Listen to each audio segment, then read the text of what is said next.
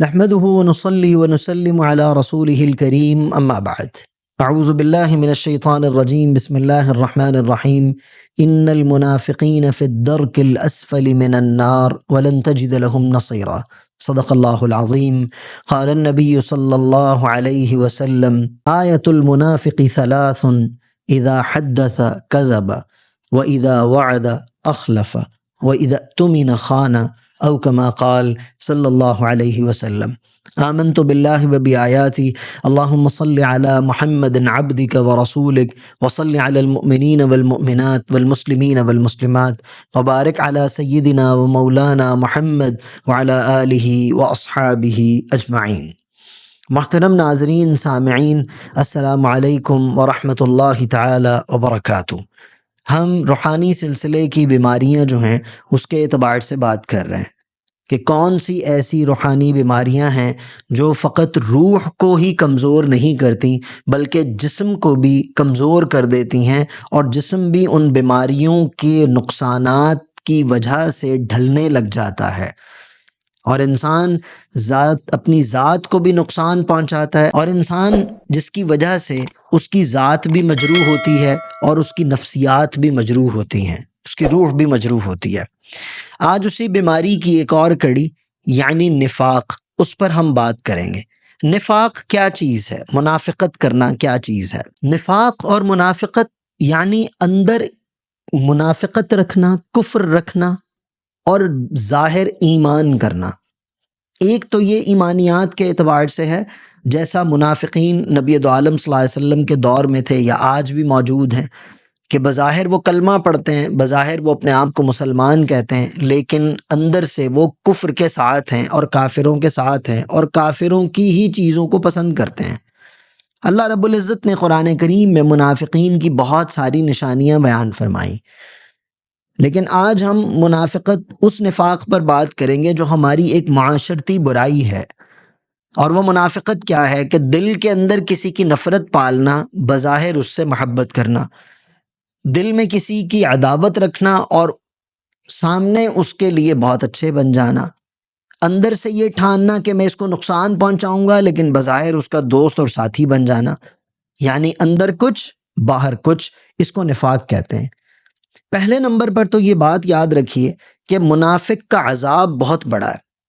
میں نے قرآن کریم کی آیت مبارکہ تلاوت کی. اللہ رب العزت فرماتے ہیں: ان المنافقین فی الدرک الاسفل من النار، کہ بے شک جو منافقین ہیں، منافق لوگ ہیں، وہ جہنم کے سب سے نچلے درجے میں ہوں گے. یعنی سب سے زیادہ عذاب جہنم میں جن کو جھیلنا پڑے گا وہ منافقین ہوں گے، یعنی جو اندر سے کچھ ہیں باہر سے کچھ ہیں، پیٹھ پیچھے برائیاں کرتے ہیں، غیبتیں کرتے ہیں، چغل خوریاں کرتے ہیں، برائیاں کرتے ہیں، اور لوگوں کے درمیان بیٹھ کر کسی کے بارے میں غلط باتیں کرتے ہیں اور منہ پر آ کر خوشامد کرتے ہیں کہ آؤ جی کیسے ہو، یہ وہ، اور پیٹھ پیچھے یہ ایسا ہے، یہ ایسا ہے، یہ ایسا، برائیاں کرنا، اندر اس کے اندر نفرت ہونا اور بظاہر محبت کرنا. ایسے لوگ جہنم کے نچلے درجے میں پائے جائیں گے.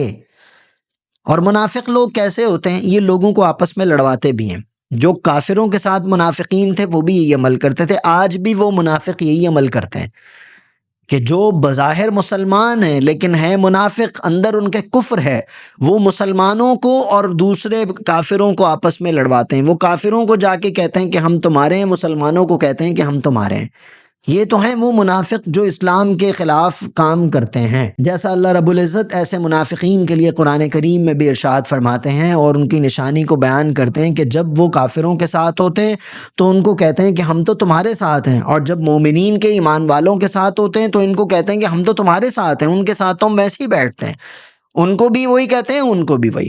اور جو ہمارے معاشرتی منافق ہوتے ہیں، یہ خاندانوں کے اندر، بھائیوں کے اندر، دوستوں کے اندر کس طرح لڑائیاں کرواتے ہیں کہ ان کو جا کے کہیں گے کہ ہم تمہارے بہت خیر خواہ ہیں، فلاں تمہارے بارے میں یہ غلط باتیں کرتا ہے، اور دوسروں کو جا کے، یعنی ایک مثال کے طور پر میں بات کر رہا ہوں کہ آپ کے بارے میں مجھے برائی کریں گے، میرے بارے میں آپ کو برائی کریں گے، میرے سامنے میرے منہ پر میرے سگے بنیں گے اور آپ کے منہ پر آپ کے سگے بنیں گے، اور ان کا مقصد صرف اپنی اپنی نفسانی خواہش کو پورا کرنا ہوتا ہے، یہ ادھر بھی نقصان دے کر خوش ہوں گے، ادھر بھی نقصان دے کر خوش ہوں گے، یعنی جانبین کو نقصان پہنچانا ان کا وتیرہ ہوتا ہے۔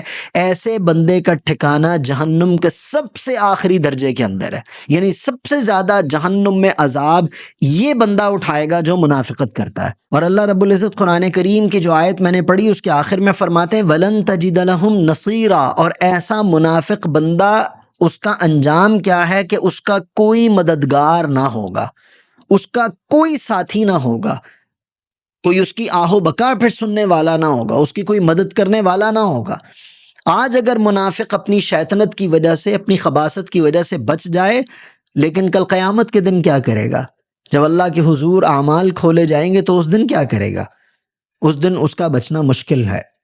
دوسرے نمبر پر میں نے حدیث پاک صلی اللہ علیہ وسلم آپ کے سامنے پیش کی۔ نبی دو عالم صلی اللہ علیہ وسلم نے منافق کی 3 نشانیوں کو بیان فرمایا، اور بھی بہت ساری احادیث ہیں منافقین کے بارے میں، لیکن 3 نشانیاں اللہ کے نبی علیہ الصلوۃ والسلام نے فرمایا اذا حدث کذب، کہ جب بولے گا جھوٹ بولے گا، جب بولے گا جھوٹ بولے گا، یعنی جو بھی بات کسی کو بھی کرے گا جھوٹ کرے گا۔ اس لیے جو کل ہم نے عیب جوئی پر بات کی تھی اس میں ہم نے یہ بات کہی تھی کہ اگر کوئی دوسرا آپ کو آ کر خبر دے تو فوراً اس کی بات پہ اچھا بن کے اعتماد مت کر لیجیے کہ تو بہت اچھا ہے میں اس کے اوپر فوراً اعتماد کر لوں، نیور۔ آپ کا کوئی جتنا بھی سگا ہے، جتنا بھی آپ کا محبوب ہے، لیکن جب وہ کسی دوسرے کے بارے میں بات کرتا ہے تو بغیر تحقیق کے پھر عمل نہیں کرنا، بغیر تحقیق کے پھر فیصلہ نہیں کرنا، کیونکہ کوئی پتہ نہیں ہے کہ کون کسی کے بارے میں آپ کو کیا اچھال رہا ہے اور کیا آپ کو وہ فتنہ کے اندر ڈالنا چاہ رہا ہے۔ اس لیے اللہ رب العزت نے فرمایا کہ کسی کی خبر آئے تو پہلے تحقیق کرو، پہلے اس کی تحقیق کرو، جانچ پڑتال کرو۔ تو اذا حدث کذب، کہ منافق بندہ جب بولے گا جھوٹ بولے گا۔ وَإِذَا وَعْدَ أَخْلَفَ، جب وعدہ کرے گا وعدہ خلافی کرے گا، جب بھی وعدہ کرے گا وعدہ خلافی کرے گا، یعنی کسی بات کا عہد کر لیا، کسی کو زبان دے دی پھر اس کو پورا نہ کیا، یہ ہے وعدہ خلافی۔ کسی سے ہم نے کوئی کمٹمنٹ کر لی، اب اپنی کمٹمنٹ پوری نہیں کر رہا، جو بات کہی تھی وہ بات پوری نہیں کر رہا، بلکہ جب بات پوری کرنے کا موقع آتا ہے، وقت آتا ہے، تو طرح طرح کی تعویلات پیش کرتا ہے، طرح طرح کے عیوب بیان کرتا ہے، طرح طرح کی غلطیاں اچھالتا ہے اور اپنے وعدے سے ہٹ جاتا ہے۔ اذا وعدہ اخلفا، کہ جو وعدہ کرتا ہے اس کے خلاف ورزی کرتا ہے۔ یہ منافق کی دوسری علامت جو نبی پاک علیہ السلام نے فرمائی۔ اور تیسری علامت وہ اذا اؤتمن خان، کہ جب اس کے پاس کوئی امانت رکھی جائے تو وہ امانت میں خیانت کرتا ہے۔ اب یہ ایک بہت سمجھنے کی چیز ہے۔ ایک تو امانت میں خیانت یہ ہے کہ میں اپنی کوئی بھی مالی یا کوئی بھی امانت کسی کو دوں اور وہ اس میں سے خیانت کر لے، اس کو خراب کر دے، اس کو بے جا استعمال کر لے اور کہے کہ میں ذمہ دار، اس طرح کی امانت میں خیانت کرنا۔ اور ایک امانت میں خیانت آپ کی عزت، آپ کا احترام، آپ کا وقار، آپ کی شخصیت، آپ کی دوستی، آپ کا تعلق، آپ کی رشتہ داری، یہ اس کے اندر خیانت کرتا ہے، اپنی زبان سے، اپنے دماغ سے، اپنی حرکتوں سے، یہ بھی خیانت کرنے والا، یہ بھی خائن ہے، یہ بھی علامت منافق ہے۔ 3 نشانیاں اللہ کے نبی علیہ الصلوۃ والسلام نے منافق کی سب سے بڑی بیان کی۔ میں پھر عرض کر دیتا ہوں، اللہ کے نبی علیہ الصلوۃ والسلام نے فرمایا اذا حدث کذب واذا وعد اخلف واذا اؤتمن خان، کہ نمبر 1 جب بولتا ہے جھوٹ بولتا ہے، نمبر 2 جو وعدہ کرتا ہے اس کو پورا نہیں کرتا، جو کمٹمنٹ کرتا ہے اس کو پورا نہیں کرتا، نمبر 3 جو امانت اس کے پاس رکھی جاتی ہے اس میں خیانت کرتا ہے، یعنی وہ خائن ہوتا ہے۔ یہ منافق کی سب سے بڑی 3 علامتیں ہیں۔ بخاری شریف کے اندر ایک اور روایت نبی دو عالم صلی اللہ تعالی علیہ وسلم کی آتی ہے۔ اللہ کے نبی دو عالم صلی اللہ علیہ وسلم نے ارشاد فرمایا تجدون الناس معادن خیارهم فی الجاہلیت خیارهم فی الاسلام اذا فقهوا وتجدون شر الناس ذی الوجہین الذی یأتی هؤلاء بوجہ وهؤلاء بوجہ او کما قال صلی اللہ علیہ وسلم۔ اس حدیث پاک میں نبی دو عالم صلی اللہ علیہ وسلم نے یہ بات ارشاد فرمائی کہ تم لوگوں کو مختلف طبیعتوں والا پاؤ گے، کہ ان کا کسی کے لیے کوئی چہرہ ہوگا، کسی کے لیے کوئی چہرہ ہوگا، یعنی منافق لوگ، اس کے منہ پہ اس کی خوشامد، اس کے منہ پہ اس کی خوشامد، اس کے منہ پہ اس کی برائی، اس کے منہ پہ اس کی برائی، یہ عمل کرنے والے لوگ، یہ منافقین لوگ، یہ جہنم کے آخری درجے میں جلنے والے لوگ، جو معاشرے کو تباہ کرتے ہیں، جو معاشرے کی محبتوں کو ذبح کرتے ہیں، جو معاشرے کی اخلاقیات کو ذبح کرتے ہیں، ایسے لوگوں سے اللہ ہماری سب کی حفاظت فرما لے۔ اچھا، دو طرح کا نفاق آتا ہے۔ ایک نفاق اعتقادی ہے جس کو ہم نے پہلے بیان کیا، جو اندر سے کافر ہیں بظاہر مسلمان ہیں، ایک تو یہ منافق ہیں۔ نمبر دو، نفاق عملی ہوتا ہے، یعنی عملی منافق ہوتے ہیں۔ وہ عملی منافق کیا ہے؟ دھوکہ دینا، دغا بازی کرنا، جھوٹ بولنا، وعدہ خلافی کرنا، امانت میں خیانت کرنا، اس طرح کے اوامر کرنے والے لوگ، یہ منافقین ہیں جو ہمارے معاشرے کے اندر پائے جاتے ہیں، جو معاشرتی بدتمیزیوں کو پروان چڑھاتے ہیں، جو لوگوں کو اکساتے ہیں ایک دوسرے کے خلاف اور لوگوں کو خون ریزی کی طرف لے کر جاتے ہیں، اور بدتمیزیوں کی طرف، اور رشتہ داریاں توڑنے کی طرف، میاں بیوی کے آپس میں جھگڑے کرا دیتے ہیں، بھائی بھائی کی مخالفت کرا دیتے ہیں، باپ بیٹے کی، بیٹے باپ کی، یعنی اولاد ماں باپ سے، ماں باپ کو اولاد سے جدا کر دیتے ہیں، دوستوں کو دوستوں سے جدا کر دیتے ہیں۔ یہ لوگ حاسد بھی ہوتے ہیں، منافق بھی ہوتے ہیں۔ جیسے میں نے کل کی گفتگو میں بھی عرض کی تھی کہ تمام روحانی بیماریوں کا کہیں نہ کہیں ایک دوسرے کے ساتھ تعلق ہے۔ نفاق کا حسد اور نفرت کے ساتھ بڑا گہرا تعلق ہے۔ اور حدیث پاک میں منافقین کی جو نشانیاں بیان ہوئی ہیں، وہ کچھ ایک نشانیاں ہم آپ کی خدمت میں پیش کرتے ہیں۔ ایک تو ہم نے حدیث پاک نبی دو عالم صلی اللہ علیہ وسلم نے جو فرمائی وہ ہم نے پڑھی، آپ کو اس کا ترجمہ بتایا، اور بھی کچھ منافق کی نشانیاں نبی دو عالم صلی اللہ علیہ وسلم نے جو ارشاد فرمائی آپ کی خدمت میں پیش کرتے ہیں۔ وہ کون کون سی ہیں؟ 4 نشانیاں تو یوں سمجھ لیجئے ہم نے اوپر بیان کر دی، جو حدیث پاک میں ہم نے حدیث پاک بھی پڑھ دی۔ 3، پہلی حدیث میں اللہ کے نبی علیہ السلام نے فرمایا جب بولے جھوٹ بولے، وعدہ خلافی کرے، امانت میں خیانت کرے۔ اور چوتھا دوسری حدیث میں جو آیا 2 چہروں والا انسان، کہ کسی کے لیے کچھ، کسی کے لیے کچھ۔ اور نمبر 5 فرمایا نماز میں سستی کرنے والا۔ اس پر وہ حدیث آتی ہے کہ منافق کے لیے عشاء اور فجر کی نماز بھاری ہوتی ہے۔ نماز میں سستی کرنے والا شخص، اور ریاکاری کرنے والا شخص، دکھاوا کرنے والا شخص، یہ جو خوشامدیں کرتے ہیں، مطلب میں وہ ورڈ نہیں بولنا چاہتا ہوں جو ہمارے معاشرے میں خوشامد کرتے ہیں، یعنی بلا وجہ جو ہے نا اگلے کے سامنے جھکتے ہیں اور اس کو بتائیں گے واہ بھائی واہ تم بڑے، یعنی فار ایگزامپل کہیں پہ کام کر رہے ہیں، کچھ کر رہے ہیں، لوگوں کو کاٹتے ہیں، لوگوں کو کراس کرتے ہیں، ایک بڑا جو بھی کوئی غلط فیصلہ بھی کرو اس کو کہتے ہیں آپ نے بالکل ٹھیک کیا۔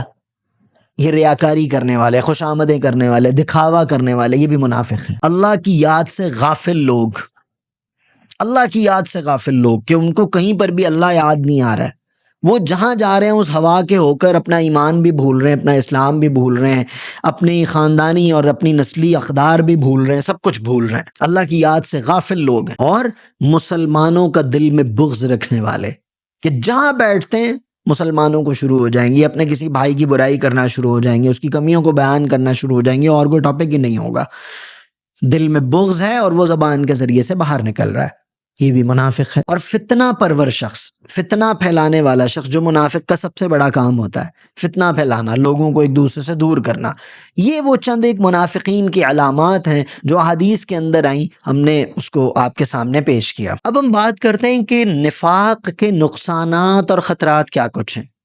سب سے پہلی بات، نفاق عبادات کو کھا جاتی ہے۔ منافق ہے تو کس کام کی اس کی عبادتیں، کس کام کی اس کی ریاضتیں، کسی کام کی بھی نہیں۔ نمبر 2، ایمان ضائع۔ ایمان جب نفاق ہے دل کے اندر، اب یاد رکھیے کہ وہ نفاق چاہے اعتقادی ہے چاہے عملی ہے، ایمان سے فارغ ہو رہا ہے یہ بندہ، بظاہر تو کلمہ پڑھ رہا ہے لیکن اندر سے خالی ہے، یہ ایمان کے اعلیٰ، اسلام اور ایمان کی جو تقاضے ہیں ان کو پورا نہیں کر رہا ہے اپنے نفاق کی وجہ سے، ایمان بیکار ہو جاتا ہے، ایمان ضائع ہو جاتا ہے، کمزور ہو جاتا ہے ایمان، اور دل سیاہ ہو جاتا ہے، دل بند ہو جاتا ہے، بلکہ یوں کہوں تو غلط نہیں ہوگا کہ دل کی شریانیں بند ہو جاتی ہیں، کیونکہ اللہ فرما رہے نا وَلَن تَجِدَ لَهُمْ نَصِيرًا، کوئی مددگار نہیں ہوگا۔ جب منافق آدمی کے اوپر مصیبت پڑتی تو پھر کوئی اس کا ساتھی بھی نظر نہیں آتا ایسے بندے کا جو لوگوں کو لڑوانوں کے کام کرتا۔ اور یاد رکھیے جھوٹ پکڑا جاتا ہے، آپ کسی کو کسی کے بارے میں کوئی بھی جھوٹ بولیں گے نا وہ ایک نہ ایک دن پکڑا جائے گا، وہ رہے گا نہیں، زبان اس کی دھوکے باز ہو جائے گی، زبان دھوکے بازی میں استعمال ہوگی۔ اور سب سے شدید بات کہ دنیا میں اگر یہ منافق بچ بھی گیا تو کیا نقصان اٹھائے گا؟ ان المنافقین فی الدرک الاسفل من النار، کہ جہنم کا سب سے سخت عذاب منافق کو دیا جائے گا۔ اللہ ہم سب کی اس گندی اس مہلک اور اس غلیظ بیماری سے ہماری حفاظت فرمائے۔ اس سے بچا کیسے جائے؟ نفاق ہے، کیسے محفوظ رہا جائے، کہ ہم کیا کوشش کریں کہ ہمارے دل میں یہ پیدا نہ ہو، ہم اس طرح کے نہ بنیں۔ اس میں سب سے پہلی بات، ہمیشہ سچ بولیں، ہمیشہ سچ بولیں۔ الصدق ینجی والکذب یہلک، سچ نجات دلاتا ہے، جھوٹ ہلاک کر دیتا ہے۔ اللہ کے نبی صلی اللہ علیہ وسلم کا فرمان ہے، ہمیشہ سچ بولیں، ہمیشہ سچ بولیں، سچ نہ چھوڑیں، چاہے کچھ بھی ہو جائے، چاہے کچھ بھی ہو جائے، سچ آپ کو بچائے گا، اور نفاق سے بھی بچائے گا، گناہ سے بھی بچائے گا۔ نمبر 2، جو وعدہ کریں وہ وعدہ نبھائیں۔ پہلے تو کوشش کریں فوراً ترم خانہ بنے۔ کئی لوگ ہوتے ہیں فوراً میں وعدہ کرتا ہوں میں ایسا کروں، بھائی پہلے سوچ لو، تم کر پاؤ گے نہیں کر پاؤ گے، کر سکتے ہو نہیں کر سکتے ہو، ایسا نہ ہو کہ یہ وعدہ تمہارے گلے کا پھندا بن جائے۔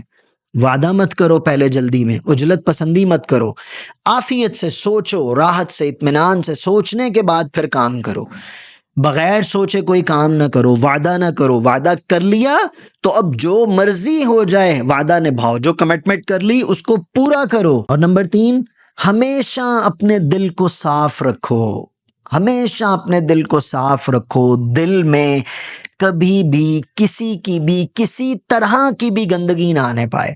اور یاد رکھو کہ یہ نبی دو عالم صلی اللہ علیہ وسلم کی سب سے بڑی سنت ہے، دل کو صاف رکھنا۔ حدیث پاک میں نبی دو عالم صلی اللہ علیہ وسلم نے حضرت انس رضی اللہ عنہ کو بتایا، میرے بیٹے انس تجھے اپنی سب سے عظیم سنت بتاؤں؟ یا رسول اللہ ضرور۔ فرمایا دل کو پاک رکھو، یہ میری سب سے عظیم سنت ہے، اور اس کو پاک کرتے رہو۔ تو دل کو پاک رکھنا، اپنی عبادات میں، اپنے معاملات میں اور لوگوں کے ساتھ رہنے میں اخلاص پیدا کرنا۔ کچھ بھی کرو اللہ کے لیے کرو، کسی سے مل بھی رہے ہو نا، کسی کے ساتھ 2 لمحے بیٹھ رہے ہو، اللہ کے لیے بیٹھو، منافقت مت کرو، دل صاف کر کے پھر بیٹھو۔ یہ نہ ہو کہ دل میں برائی ہو، دل میں یہ ہو کہ میں کسی طرح اس سے کوئی بات اگلوا لوں، اس سے کچھ پوچھ لوں، اس سے کوئی بات نہیں۔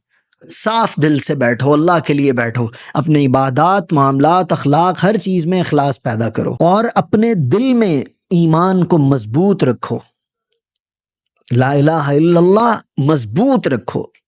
اور ایمان کو مضبوط رکھنے کے لیے اللہ کا خوف، اللہ کی محبت، اللہ کا عشق یہ اپنے دل میں پیدا رہے، کہ میرے کسی عمل سے، میرے کسی جملے سے، میرے کسی بول سے میرے کسی بھائی کو نقصان نہ ہو جائے۔